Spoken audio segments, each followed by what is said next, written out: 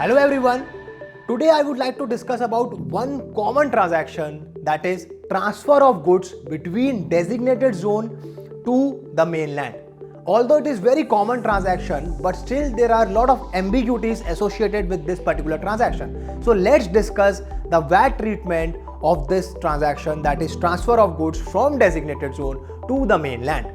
Now in UAE there are around 45 free zones. Out of those 45 free zones, there are around 20 designated zones. Now designated zones have different VAT treatment if you compare from mainland or free zone. Now when we talk about transfer of goods from designated zone to mainland, it is always out of the scope if two conditions are being satisfied. Now what are these two conditions? The first condition is the importer of record should be the customer, not the supplier. That is, the custom code is being used for the customer. Second condition is the transfer of goods, that is the ownership. When the ownership is being transferred, it must be transferred in the designated zone itself, not in the mainland. Now how to determine the ownership status? It is very simple. The first step to determine the ownership status is to see the Incoterms between the parties. Now Incoterms could be DDP, DDU, Ex-Works.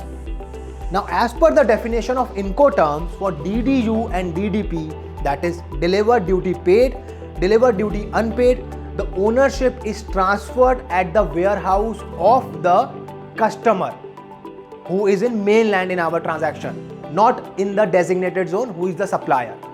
However, for Ex-Works, as per the definition of Incoterm Ex-Works, the ownership is transferred in designated zone itself.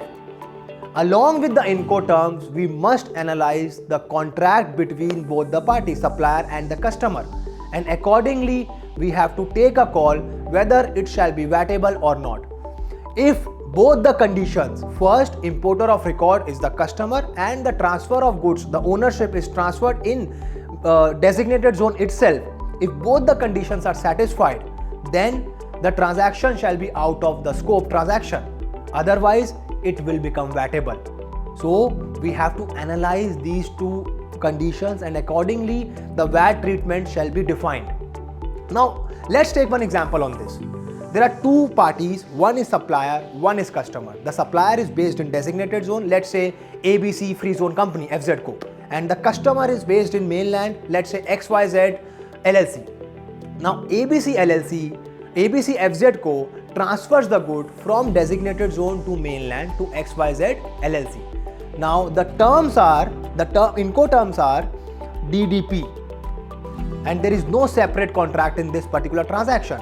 Hence, it will prevail over any other contract. That means the ownership has been transferred in mainland as per the Incoterms of DDP, not in the designated zone. Hence, since one of the conditions is not being satisfied, hence it will become VATable, and the supplier ABC FZCO must charge VAT to XYZ LLC, and this will become the standard rated supplies for the supplier who is based in designated zone. I hope that was useful, and please be careful when analyzing this kind of transaction to be VATable or out of scope, and accordingly file your VAT returns. Thank you so much.